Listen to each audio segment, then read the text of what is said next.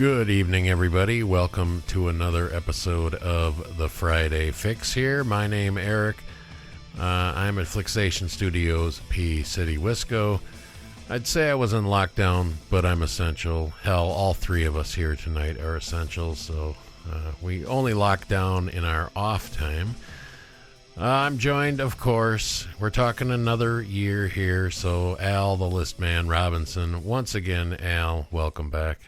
Thanks, Eric.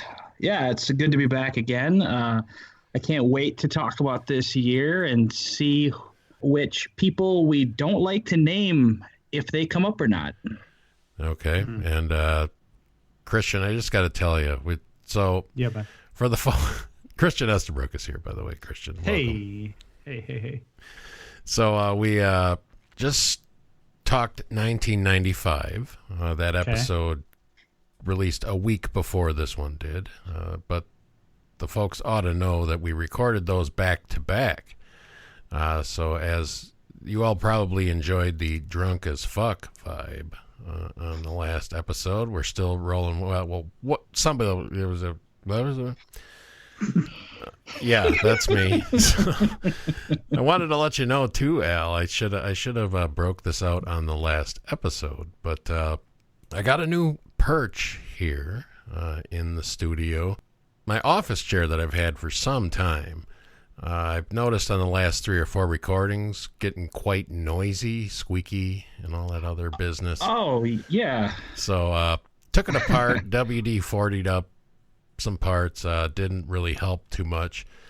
So I got myself a new, I went with a stool this time, because the way my studio desk is set up, it's kind of an L thing, and it's easier to just kind of, rotate back and forth with the stool.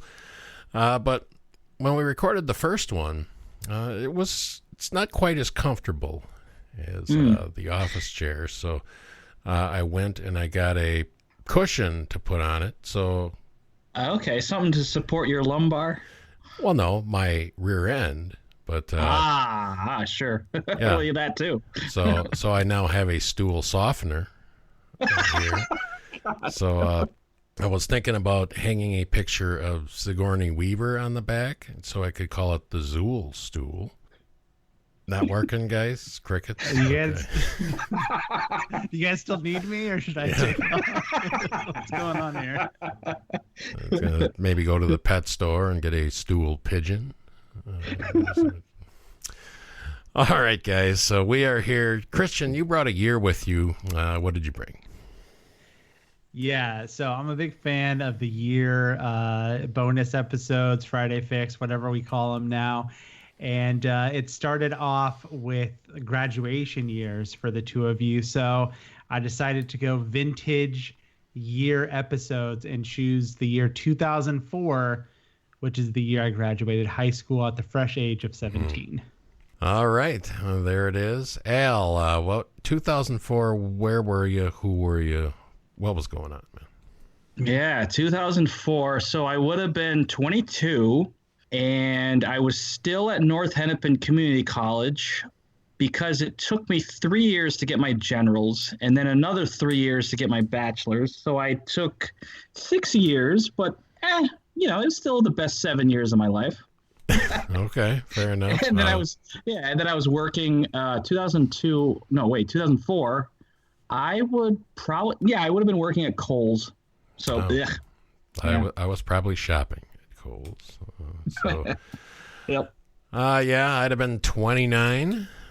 So I guess in 2004 I was pretty much Christian today, right? So or close to it, right, Christian? Yeah, early 30s now, so sure, something like that. As we did the list, I don't know what the hell I was up to this year because, I know all this stuff, but I barely remember any of it. I will say I'm pretty sure that 2004 is the year I signed up for the Netflix program. I don't know if you've heard of it for the first time, because I know Napoleon Dynamite was the first disc I got from the Netflix disc service. So it was either 2004, 2005, somewhere in there. But I guess that's a milestone. Had it ever since. Do you mind if I correct something? Please. Jeez. Okay, I'm such an Unless idiot. it's one of my stool jokes. No, you're safe there. Okay. No, in 2004, I was already at the U by then. What am I saying? Because I graduated high school in 2000. So 2004, yeah, I was at the U. Oh, okay. I thought you were going to correct something important. And actually, how could I forget this? That was the year I moved into my house. You're hitting the sauce a little hard. It's all right. You don't even know where you are today, let alone 16 DAF, guys. DAF.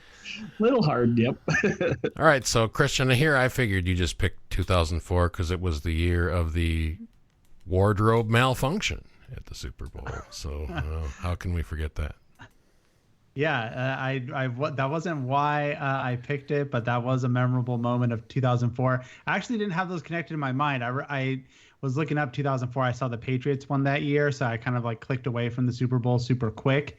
A double Boston championship that year, so it is what it is. But had its ups and its downs, I think. Yeah. So as you can tell, Al, DAF. Yeah. I screwed that up last episode, but.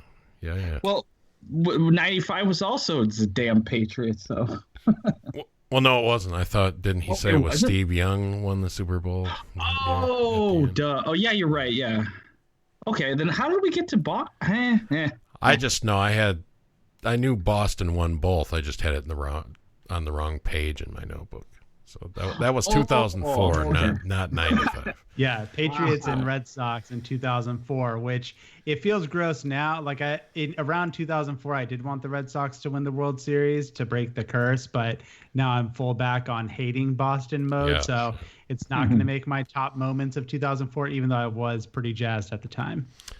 Well, Christian, I can't imagine, like, you hate the Cardinals, right? Sure, of course. So it was at least you got to see the Cardinals lose. Right.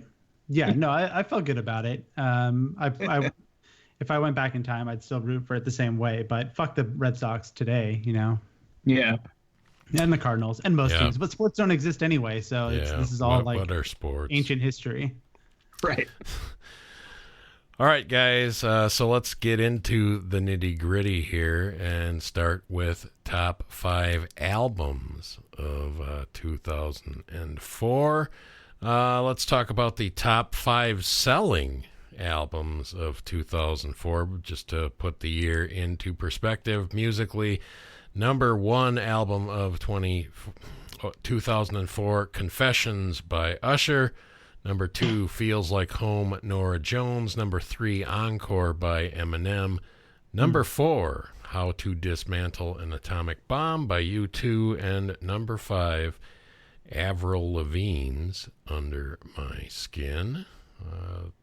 Gwen Stefani's Love Angel Music, just behind that. So those are the top 5 albums, selling albums of 2004. So, Al, any honorable mentions, and what are your top 5 albums of 2004? Yeah, I do have a couple honorable mentions. You already mentioned one, that was Usher's Confessions. Pretty damn good R&B album, if I would say so myself. But, and Christian will like this. I got Kanye West, The College Dropout. Heard of it? Yep, just a little bit. And then Kings of Leon, Aha Shake Heartbreak, which is like a perfect mix of country meets like rock. So at number 5, I have Eminem's Encore. Of the first 4, that's probably my least favorite of Eminem's, but it's still pretty good. Number 2, or I'm sorry, at 4 is U2, How to Dismantle an Atomic Bomb. That was their comeback after, I think they were Grammy nominated for their 2000 massive album, All That You Can't Leave Behind. So they needed a little break. And so that one's pretty damn good. At number 3, I have Keane, Hopes and Fears, which, like, I've never heard a band not have a bass or a guitar, and somehow it still works. They basically just play piano and drums. But I suppose it's kind of like the White Stripes with just the guitar and drums. Okay, they definitely moved on from that because the stuff of theirs I listen to definitely has guitar in it. So Oh, okay. I didn't know they were a two-piece back in the day. I think they were. I'd have to double check, but yeah, it's interesting. I've never heard anything quite like it. Number two is The Killers with Hot Fuss, which I can't remember if those guys were considered emo or not, but like that was definitely part of the emo era. And at number one, the man, I don't know if this is the biggest album of the decade, perhaps, but Green Day's American Idiot, which I think rivals Dookie as their best album. Fair enough. All right, Christian, any honorable mentions and your top 5 albums? I don't have honorable mentions, and as I said before we hit record, I totally forgot the rundown of this show, and oh my god, we start with albums. It feels like Best Picture coming out first. It feels like this is the main event. I don't have any honorable mentions, but I guess there's something about like the ages like 16 to like 20 something where that's like your music era and you'll always kind of go back there. I definitely don't listen to as much new music anymore, and I don't have any honorable mentions, but it's really weird hearing all these lists, the best-selling lists and Al's lists, even though they're not going to be on my top 5. I remember listening to like almost all of these albums, which is kind of a weird sensation, but I guess I was 17. What did I have to do except sit around and listen to music? So no honorable mentions, but shall I do the honor? Should we just do this thing? Do it. Oh my God. Number 5, I've got Modest Mouse, Good News for People Who Love Bad News. Definitely listened to that one a ton that year. Arcade Fire coming in at number 4 with Funeral. Now we're going to get into some hip hop elements here. One of my favorite albums of all time, Mad Villainy by Mad Villain, the duo of MF Doom and Madlib. That's number 3. And then that would be higher on most years, but 2 of my favorite artists of all time happened to release albums in 2004. So not only are these some of my favorites, but definitely up there as far as my most listened to albums ever. Number 2 is a band called Me Without You, which is all one word. There's no spaces in the name of the band.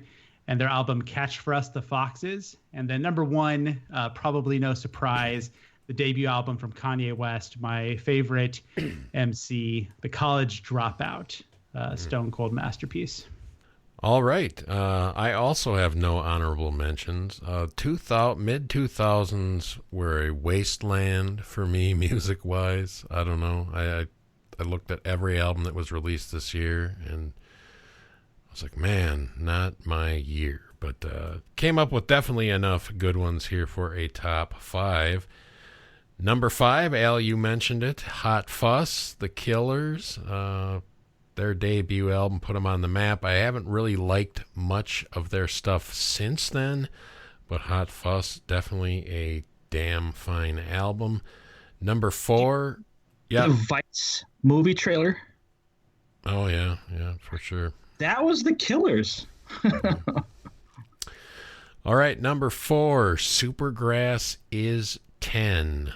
This is from British alt-rock band Supergrass.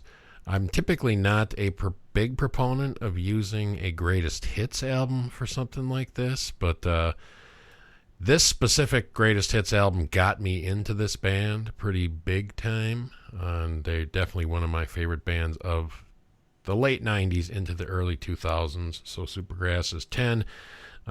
Even if you guys don't know them by name, I'm sure you could hear about 10 of their songs and go, oh, those guys. So... and that's the album for the songs that you'd recognize for sure. So Supergrass is 10. Number 4. Number 3, Norah Jones, Feels Like Home. Big fan of all her work, but that's probably her master stroke album if you ask me. Number 2, good news for people who love bad news. Modest Mouse. Christian, you were correct in picking that one. Let me just tell you that. All right. Thank you. Thank you. Another band that's just solid from one end to the other. But Modest Mouse there at number 2. And number 1, probably what I consider their last really good album, A Crow Left of the Murder from Incubus. At number 1 for me. They had about a 4-album run there, this being the 4th, that I really pretty much loved everything in that stretch. So that's my number 1 album of 2004. So let's move on to the top 5 singles of 2004. The rules here, as I explained before. Any song off of any album released in 2004 is good to go, or if it charted in 2004 from an album from an earlier year, it is also fair game. So that is the criteria here. Al, honorable mentions and your top 5. When looking at music, basically, of this era, I was pretty much listening to alt rock, country, and rap. So that's basically what I have. So I have 3 honorable mentions in semi-alphabetical order. They are Franz Ferdinand, Take Me Out, Good song. which that riff is still just incredible. Tim McGraw, sorry, I gotta mention country again. Live Like You Were Dying. And Usher, Yeah! So at number 5... featuring I gotta tell Pharrell. you, Al, sorry, but Yeah, your little John needs some work, Al. I'm sorry. It needs a lot more work. Yeah. Wasn't that also the era of Dave Chappelle? Yeah, it was. Absolutely. At number 5, Snoop Dogg featuring Pharrell Williams, Drop It Like It's Hot. Drop It Like It's Hot. See, now you got me going. At number 4, The Killers, Somebody Told Me, which I think is about gay sex or something, maybe? I'm not entirely sure. Because that was partly what drew me to that song. At number 3, sorry, got to mention country one more time. Kenny Chesney, No, you I don't. Go Back. I don't. That song doesn't exist.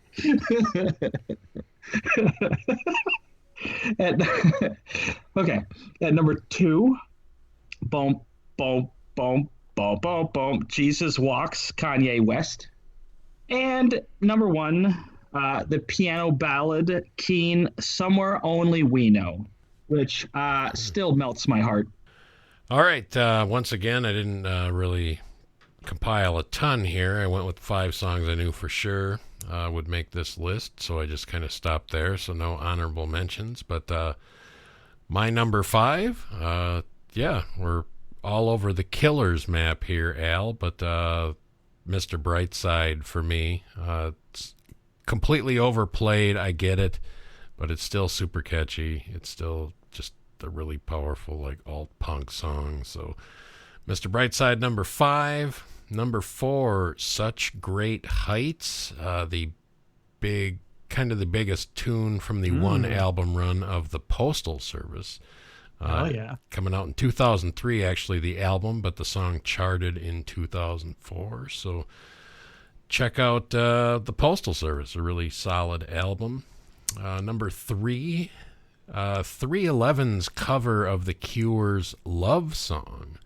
I think is really well done. It was actually done for a film, and I can't remember for the life of me without looking it up what that film was. So whatever, but 311's Love Song. Number 2, from the Strokes album from the year previous. My number 2 is Reptilia. And my number 1, also basically the title track from my number 1 album, A Crow Left of the Murder by Incubus. Fantastic tune, and I still listen to it almost weekly. So love that song, love that album, Crow Left of the Murder. Hey, Eric. Yes. Quick one for you. So you mentioned the Postal Service. So if you had to pick, which Ben Gibbard band do you like better, the Postal Service or Death Cab for Cutie? Death Cab for Cutie for sure. I mean, it's a giant body of work there. Postal Service is a solid album, but I would, All right. What singles. you got? Yeah. So I got to be honest. Sometimes I can get a little self-conscious about my music taste. I don't feel very well versed, but that's why I love these episodes, because Al just comes on here and talks about country and what's that, new metal and that kind of stuff. And it's just, like, you know what? If Al can do that, I can do anything, So thank you, Al, for blazing a trail for me. Al don't give a fuck. You're welcome. Al's picking Nickelback and all this bullshit. It's Toby Cashy Chesney or whatever these guys' names are. I don't know.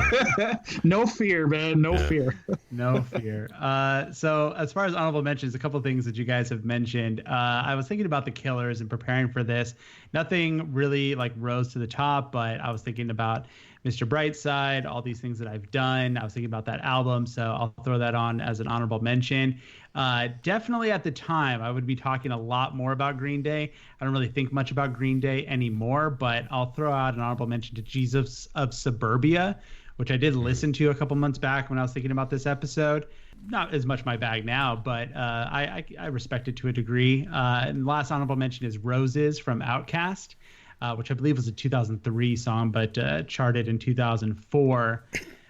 So top 5, maybe this should have stayed in the honorable mentions. I don't know much about them, but this is kind of a joke song from what I assume is a joke band and a ridiculous music video. But I've listened way too many times to a song by The Darkness called I Believe in a Thing Called Love. Oh, boy. That's the one. That's the one. Right. I try not to enjoy things ironically. Maybe that is an ironic enjoyment from me, but hey, no fear, right? That's it. That's in my top 5. Number 4, let's continue a little bit of crossover, Eric. I got Talk Shows on Mute from Incubus. Nice. And number 4, great song. I think that's my favorite from that album. Number 3 is a song called Evil by the band Interpol. And then my top 2 are both, I think I followed the rules correctly. These are both from 2003 albums, but I did see them on the charts in 2004. Number 2 is the aforementioned Death Cab for Cutie with Title and Registration, one of their best songs ever. And number 1, back to hip hop, another one of the best MCs ever, Jay-Z with the song Dirt Off Your Shoulder. I got to tell you, Christian, if I'd known that that song, Title and Registration, charted in there, it would definitely have been in this list for me. Fantastic song. I've always the whole glove box thing has always pissed me off in life too. So I'm with Ben there. Well, somebody finally said it. Yeah. So fantastic. Let's talk about the films of 2004, guys, by ripping off quickly the top 10 money winners. So, Christian, you missed a little fun last time when we went through this because we talked about 1995. Mm-hmm. And we had prefaced that I prefaced that by saying, we just talked about the films of 2019 recently on the show, and everything in the top 10 except number 10 breaking $1 billion. Number 1 film of 1995, $333 million. Worldwide? Worldwide. So wow. Yeah, and that was Die Hard with a Vengeance, I believe. So one movie in the world. Yeah. Unbelievable. So it's not quite that bad in 2004. The top film just short of breaking $1 billion, but number 10 film right around that 330 mark. So number 1, Shrek 2. Number 2, Harry Potter and the Prisoner of Azkaban. Number 3, Spider-Man 2. Number 4, The Incredibles. Number 5, The Passion of the Christ. Number 6, The Day After Tomorrow. Number 7, Meet the Fockers. Number 8, Troy. Number 9, Shark Tale. And 10, Ocean's 12. So those are the films, the award winners that year, at least the Oscar winners. $1 Million Baby, Kind of Cleaning House, Morgan Freeman, Hilary Swank, Clint Eastwood, and the film all taking top honors that year. So, and that, Al, didn't that one just come like out of nowhere too? It didn't like win any other awards, and it just like swept through the Oscars, right? Yeah, it was like an end of the year release. In fact, it was prior to The Shape of Water. It was the last December released film to win Best Picture. Yeah, it was like Christmas or the week before, right? It was very, very late in the year. Yeah, exactly. I mean, and everybody thought that Best Picture was going to The Aviator. All right, Al, honorable mentions and your top 5 films of 2004. Sure, but I got to circle back to Christian for a second here. You mentioned The Darkness. I believe in a thing called Love. Have you ever listened to their album after that, A One-Way Ticket to Hell and Back? I don't think that I have. I'm fairly confident. Okay. I highly recommend it. It's so addictive. I don't know if that makes me more or less likely to check it out, to be honest, Al, but I appreciate that. Thank you. Yeah, you're welcome. So, yeah, that song in particular is a trip to hell and back for me. So. It's so good. Anyway, yes, I have 5 honorable mentions for movies in alphabetical order, actual alphabetical order. They are Kill Bill Volume 2, which used to be like my number 2 or 3, but it's not as good anymore as it used to be. I'll just say that much. Mean Girls. Shots fired. Yeah, I know. But it's the ending. Plus, Mark the one guy, Mark, what's his name? He cannot act. He's just terrible. The guy who was in Reservoir Dogs who cuts the ear off. Michael Madsen? I love Michael Madsen, man. Come on. Not because he's my brother, man. I still love the guy. Yeah. I know, I was trying not to go there. But, I love when the strip club boss tells him to go mop up the shitty water, and that's film gold, man. Yeah, I mean he's fun to watch. I will say that much. Anyway, Mean Girls, because everybody loves Mean Girls, and we talked about Clueless on the last episode, so of course I got to circle back around.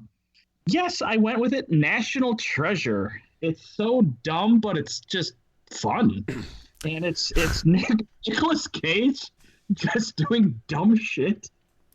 You know, I was reading through things that like pop culture things from 2004 just to get a feel for this episode, and one thing about National Treasure was written in there. It claimed that Roger Ebert's review of National Treasure, or like his hot take, was if Monty Python spoofed this movie, they just use the regular script. Oh, no. So nice. Oh wow. Singer there, Raj. Good. I mean, especially when you have a line like where the guy starts crying, he's like, "What?" He goes, "Stairs." Honestly, I have never seen it, so I don't think that's going to change. I'm a Nick Cage apologist, and I don't like that movie at all, so that should tell you something. It's fine. It's better to watch it when you're drinking anyway. I also have Saw from James Wan, because, I got to mention a couple of horror movies, right? And Spider-Man 2 from Sam Raimi. So those are my honorable mentions. So at number 5, I have the beginning of Adam McKay's career, Anchorman, The Legend of Ron Burgundy, which still just cracks me up. So many great lines, especially "You look like a blueberry." Well, you have bad hair. At number 4, I have Miracle, one of my absolute favorite sports movies ever. And, the fact that, like, our coach, I forget his name, but he was from here. It has a little place in my heart. At number 3, Sideways, which I could just watch on a loop. Sideways is so fucking good, especially when he finds out that his wife is already or his ex-wife got remarried, and then he just wants to like drink the whole bottle of wine. Love that scene. Yeah, every time I drink a Merlot, I'm thinking of Sideways. No doubt about it. Can't forget that line. Cannot forget it. Yeah, so good. I'm not drinking any fucking Merlot. At number 2, one of the coolest movies I think I have ever seen. It's still, the cinematography blows me away, and that of course is Collateral. Tom Cruise has never been icier, and honestly, I think it suits him. And of course, number 1, call it a horror film, call it a comedy, call it both. Shaun of the Dead. It's an instant classic. And really, it gave us Edgar Wright, and who could ask for more? So, yep, Shaun of the Dead. Nice. All right. So you didn't cross over any of mine, Al. That's kind of surprising to me. Interesting. By the way, my He Who Shall Not Be Named, you did name him. That was Clint Eastwood. So yeah. He's kind of Lord Voldemort now. All right, a few honorable mentions for me. John Hudson's The Alamo, starring Billy Bob and Dennis Quaid. I was a fan of that, definitely. Man on Fire, Denzel, like that one. Comedy that I don't know, it's a guilty pleasure. It's not a good movie, but something I found kind of funny. Envy. Either of you guys seen Envy?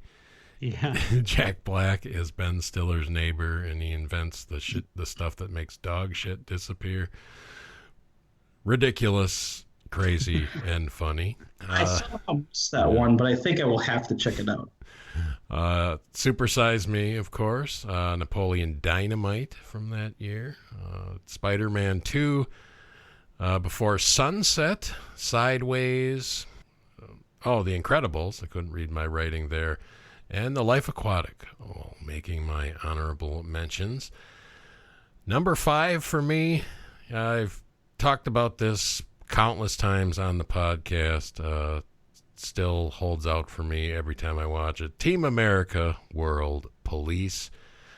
Number 4, Jim Jarmusch's Slow Burn, Coffee and Cigarettes. I feel like I'm an apologist for that movie a lot of times, even with Jarmusch fans. It seems that a lot of them think that one's kind of boring, but big fan. Number 3, probably the only film in this series that would ever make a top 5 list for me, but my favorite Harry Potter film, guys, The Prisoner of Azkaban, hitting number 3 for me. Number 2, Eternal Sunshine of the Spotless Mind. I don't know how you missed that one, Al. I totally expected that to be in your list, but didn't make the cut. And it still works for me. It's still my favorite Tarantino film. Kill Bill, Volume 2, my number 1. Love it. Christian, what you got?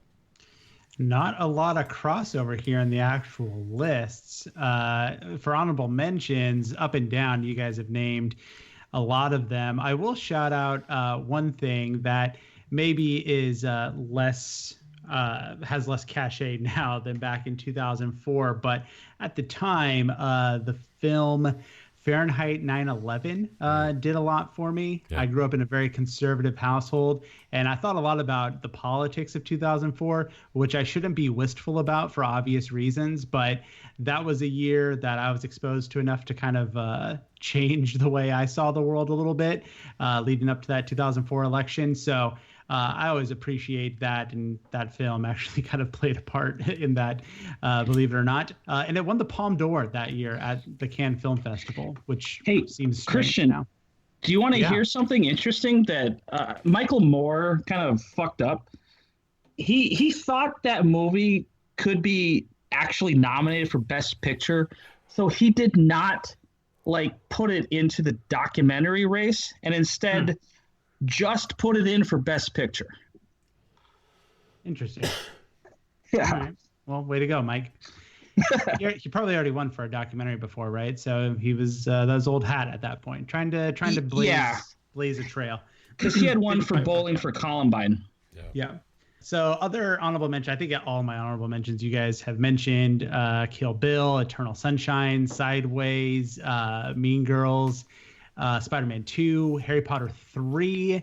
I was trying to figure out this number 6 or the number 5, and it was Life Aquatic was sitting there for a second. Shaun of the Dead was sitting there for a second. I ended up going with The Incredibles, which is one of my favorite Pixar movies of all time. And it was my favorite Watchmen adaptation until HBO's Watchmen. If you see the beginning of The Incredibles, it seems very clearly inspired by Watchmen, or as I've always thought so. Number 4 is I've actually seen some of my favorite movies of 2004 more recently, so this isn't a very nostalgic list for me. Number 4 is Lars von Trier's Dogville. Number 3 is one I just saw for the first time in like the last 2 years. Guy Madden's Cowards Bend the Knee, which is like a 60-minute silent film farce about all these hockey players that live inside a drop of semen.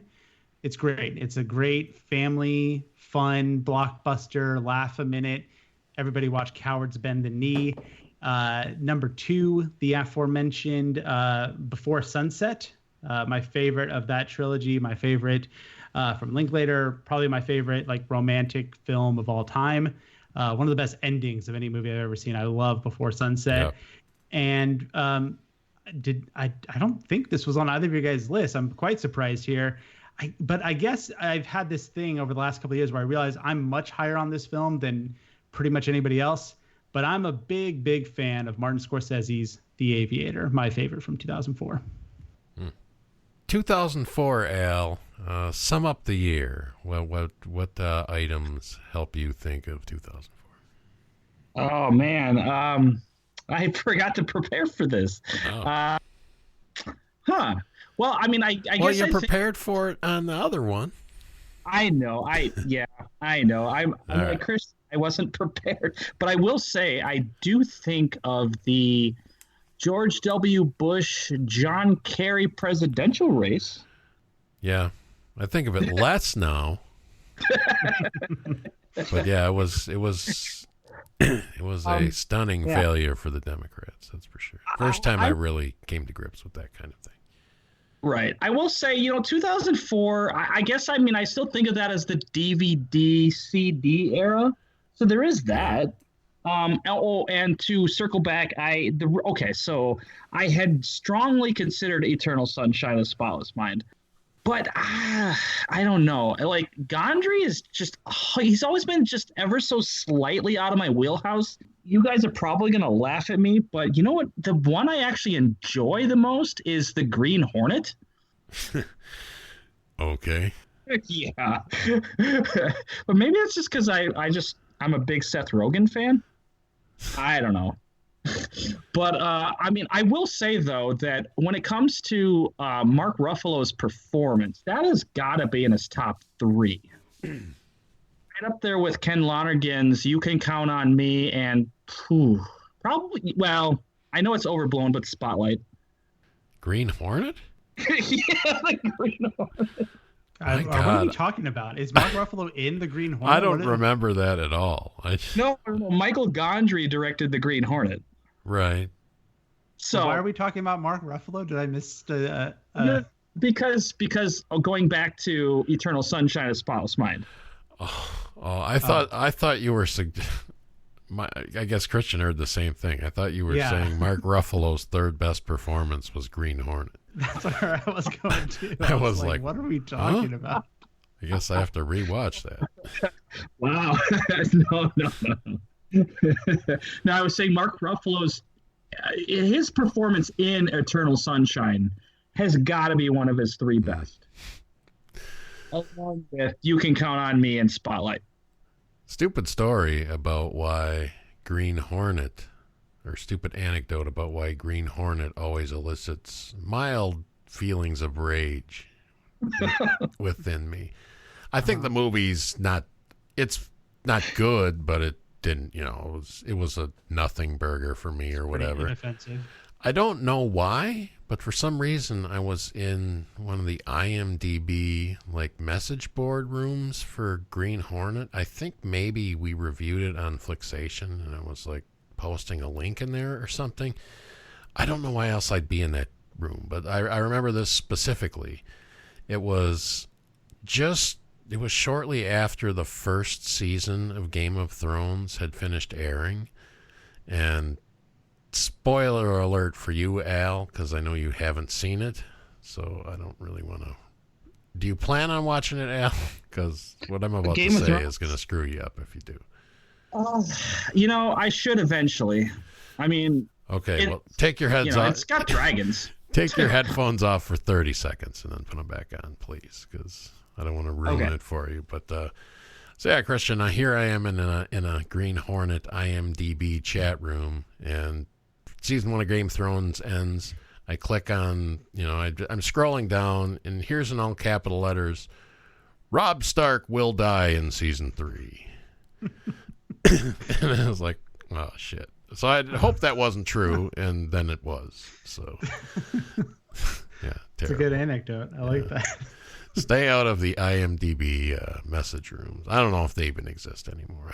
I'm pretty sure they don't. Been in there pretty much since then. Yeah, since then. So that was the reason I think they took them down, was that very incident. Yeah. So Al, are you back? Yes, I'm back. Okay. So I had asked you if you had what remembers. I don't know if you were done with your. Man, 2004. I don't know. I mean, I guess I can reminisce over the fact that 2004, Crash still hadn't won Best Picture yet. So there's that. The stock market was doing pretty well, and Donald Trump was just on The Apprentice, I think. So The Apprentice debuted this year. So, oh no! Yep, I saw that when I was researching the year. Of course it did. Shit. All right, yeah. I guess I always bring up the game systems, but the one, because those always define eras for me, especially in the 20s and 30s where I sat around and played a lot more of them. But GameCube, totally mid-2000s for me. 2004 gets the nod for debuting Lost. That's probably the thing that I think I was into that. Here, yeah. Debuting October of 2004. I completely forgot to mention Lost. So, yeah. That's my bad. Yes, definitely. And yeah, that's where I think I ran across when I saw that it was the year for Lost. That it was also the year for The Apprentice. How nice. Christian, any lasting memories from 2004?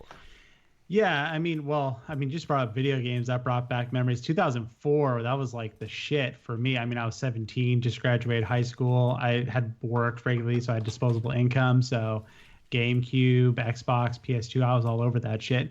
That was like the very short-lived period of my life where, I was driving and I had money and I wasn't that busy. So I would do like midnight game releases. I remember in 2004, I went at midnight to get Halo 2.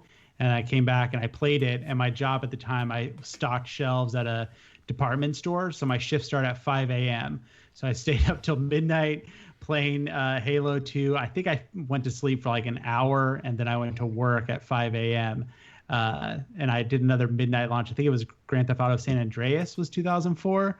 So, man, that was a short-lived period of time that I remember very viscerally. I was going to bring that up because I just looked that up and I completely forgot about San Andreas. I got a little story. Well, it's not really a story, but there was one time. So my first roommate was my friend Matt, and he had the game. So I'd go hang out in his room. And I remember on a Friday night, I started playing it. He left. I think he went like up north hunting or something. And I probably started playing it at like 4 or 5 p.m. And all of a sudden I'm like, man, I'm kind of hungry. And I'm thinking it's probably like 5:30, 6 o'clock. I'm not even kidding. It was like 9:30. I'm like, what? Have I been playing for like 5 hours? Oh, shit. And I thought, maybe video games are not for me because I felt like I was literally like wasting my life. Yeah, that's about right. What a way to go, though.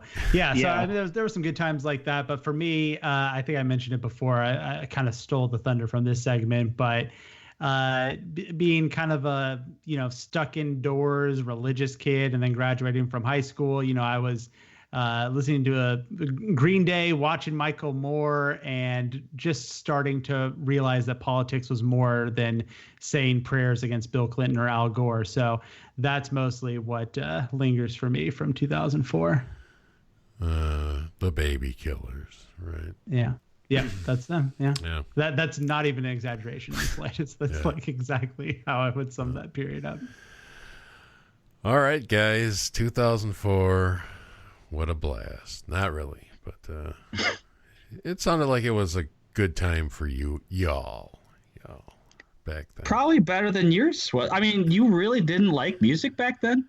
It was, I didn't not like music. I just, nothing current was doing it for me. I would have, this helps because like I'm able to synthesize it a little bit, because I think about just devouring like as much music as I could that year. But if you were 29, like I think of when I was 29, I couldn't give two shits about like any new albums that came out, 3 years ago or whatever. Like who gives a shit? So yeah, I guess understand that sentiment now. So when I was 29, what year was that? So that 2011. I can't even. Yeah, okay, you're right. That's fair because I can't remember what music came out in 2011. Well, in 20 some years here, Christian, we'll bring you back when we do the Friday Fix about 2019 or whatever, 2020. Sounds good. Can't wait.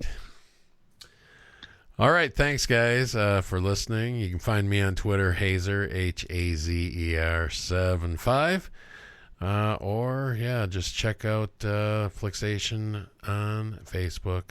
That's the best way to get a hold of pretty much any of us on the show. Although the minister has been manning the Twitter lines lately, so he's a little more active over there. Christian, thanks for joining us, man. A pleasure to get you on here for one of the famous Al Year episodes. Yes, it's this. I feel like starstruck. I mean, I know both of you, but I've been such a fan of the Al Eric Year episodes that now I've lived it. I mean, where to go from here, guys? I have truly peaked. But it's been a pleasure. Thanks so much for having me. If anybody wants to keep up with me in the quarantine times, I'm on Twitter, Instagram, and Letterboxd at another XTIN. I have a film review podcast called the Third Act Podcast, where main thing we're doing, trying to find new stuff, which is a weird challenge every couple of weeks. But we're going through the films of Nicholas Roeg. That's fun. I know we have at least one fan. The aforementioned minister has been tweeting up a storm. I think it was just one tweet, but it felt like a storm about us covering Nicholas Roeg. So we got at least one diehard along the way for that one. And the horror movie podcast, it's only a podcast you can check out as well. We're weekly now because we're doing our regular episodes, and we're jamming those with as many movies as we can talk about because more stuff keeps popping up on VOD. And in our off weeks, we're talking specifically about virus and pandemic movies. So we're going to get through at least 9+ pandemic movies, and we'll keep doing them as long as we can think of more to do. So if you are cooped up indoors and want to freak yourself out with some virus talk, hear us talk about some pandemic movies. It's fun? ? Yeah, Al, speaking of that, Outbreak didn't make your 95 list. I saw that. Wolfgang Peterson, that's a weird dude. yeah, for sure. That movie sucks. All right, Al. I don't know when we're going to get another one of these going, but we should probably think about doing that. Always a pleasure to have you on to talk about these years and the music and films of those years, Al. Thanks, Eric. I've had a blast recording tonight, especially with the double dip. And thank you for the so kind words, Christian. I really appreciate that. Always enjoy talking to you as well. Always enjoy talking to you, Eric. I actually had a thought, and we don't have to do it, but it's just a random thought of mine. You remember how last year we did the episode where we ended up talking about Pop-Tarts? No. The archives say otherwise. My wife mentioned those god awful brown sugar cinnamon ones today. I I don't even like to hear talk of that in my house. So I had a thought. What if we all got together and we get the minister back on and we talk about, say, like shopping in the quarantine COVID era, like what would that be like, Yeah, just stupid shit, but that could be fun. You never know. But yeah, I'm not on Twitter anymore, but I'm still around on Facebook, and I still jeez, my brain is shutting down. I'm still the keeper of the scrolls for Christian's It's Only a Podcast, and which reminds me, I have to update the latest 2 episodes. And but good news is I'm hoping to watch the original Texas Chainsaw Massacre tonight. So that should be fun. Oh, party. Yeah. Woohoo. In fact, I just showed Jamie the remake last weekend, and so she's like, "I've never seen the original." I'm like, "Oh, we're so doing that."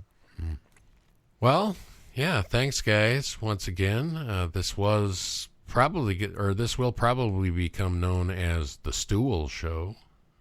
So you got that going for you too, as I am a stool fool. Still nothing. You guys, I don't know.